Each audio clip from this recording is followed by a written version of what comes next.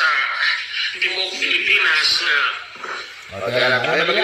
Mag-react tayo. Ngayon, they are asking for sympathy sa mga Pilipino. Mag-unite na tayo. Ito yung problema kasi. Diba? Sila itong mag-destabilize, sila itong maninira.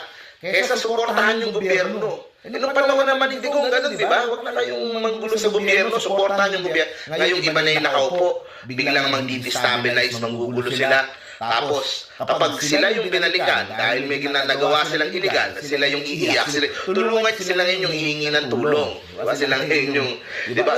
Bakit dinadama yung mga ibang Pilipino dyan sa problema nila na yan? Sila itong nangaaway sa Marcos admin. Sila itong naninira, sila itong ang lakas siraan, ang lakas kung ano nung names ang sinasabi. Di ba?